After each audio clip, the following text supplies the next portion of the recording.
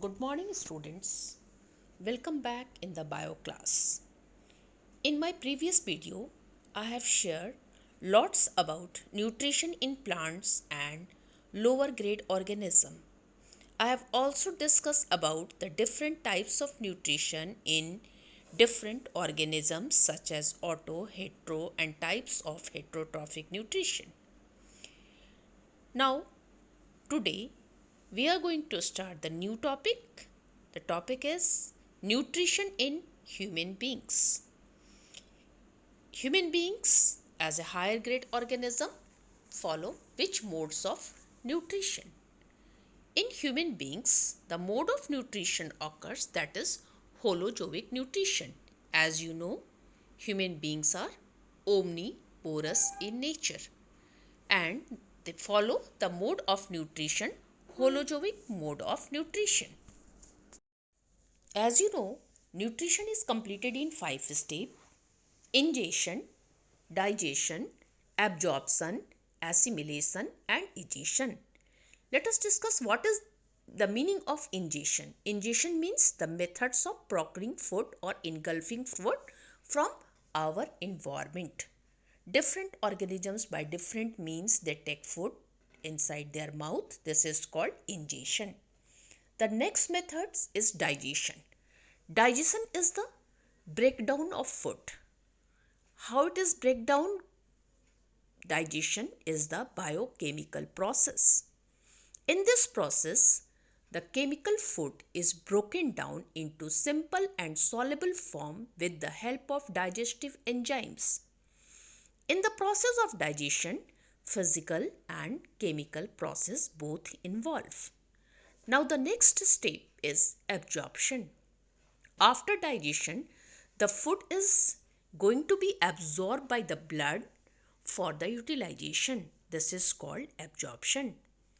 Fourth steps of nutrition is assimilation. Assimilation means utilization of food.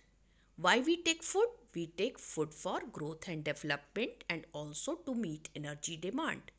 So assimilation is the process which is completed in 2 steps. Step 1 for the formation of protoplasm and step 2 oxidation of food to release energy. After that, the food which is not digested in our body or not required by our body is eliminated out through the body. This is called egestion. Let us discuss about the digestive system of human beings. Digestive system of human beings, very complex system. It is also called digestive tract or alimentary canal. It made up of digestive organs.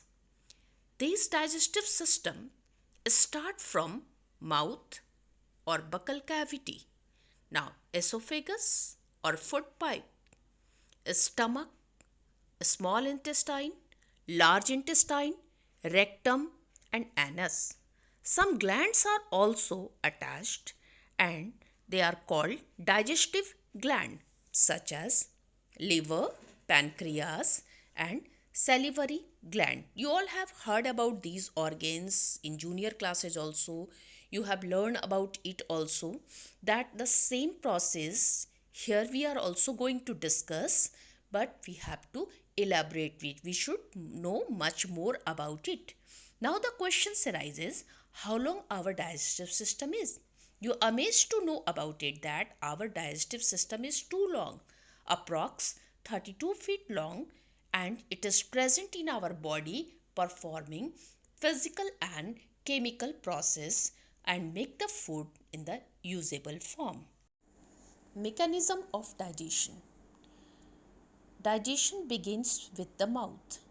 When we put food into mouth with hand. Digestion of food started as soon as food is in our mouth.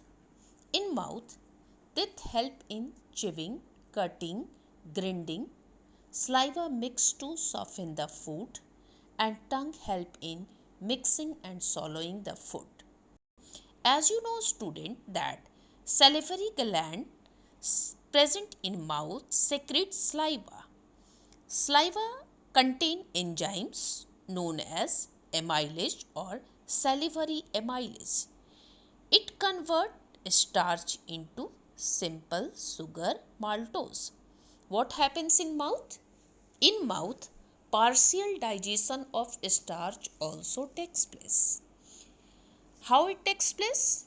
It takes place with the help of enzymes secreted by salivary glands, that is salivary amylase. It acts on starch and turn it into simple sugar known as maltose. Now, the partial digested food is pushed by the tongue into the common passage for both respiratory and digestive tract, that is known as pharynx. Now, when food is in the pharynx, the muscles contract to push food into the esophagus. At this time, the valve called epiglottis covering the windpipe closer to prevent the entry of food into the respiratory tract. What is epiglottis? Epiglottis is the cartilaginous flap-like structure cover the windpipe to prevent the entry of food at the time of swallowing of the food.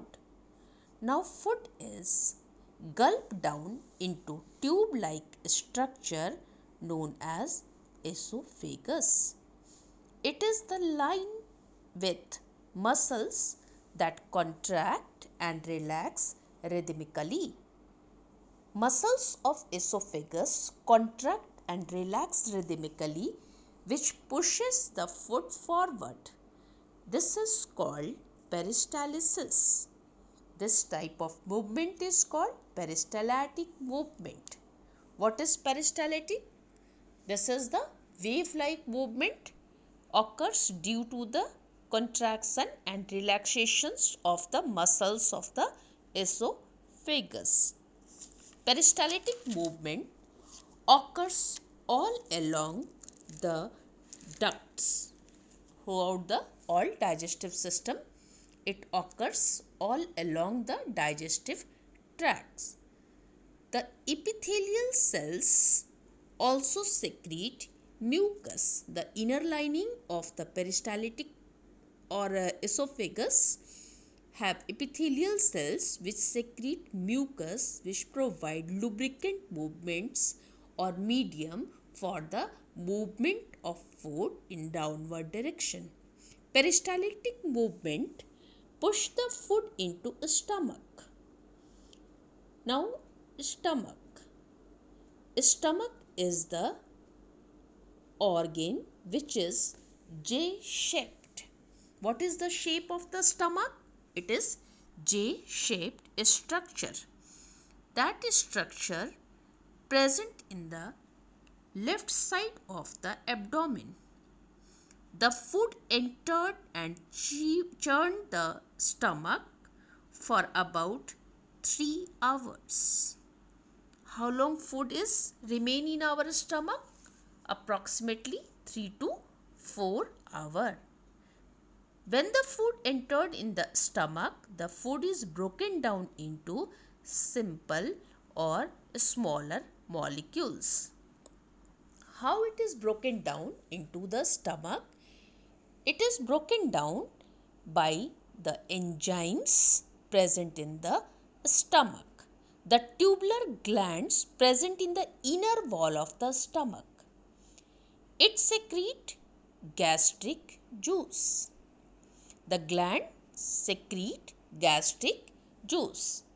That gastric juice contain hydrochloric acid, enzymes and mucus. Approx 0.4% hydrochloric acid present in the juice, and it turns the medium of food acidic, which is essential for the action of protein digestive enzymes. It also kills the germs present in the food. Enzymes.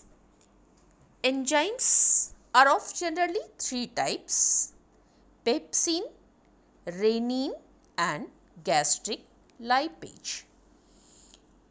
Pepsin act on protein and turning into smaller molecules, peptones and proteoses.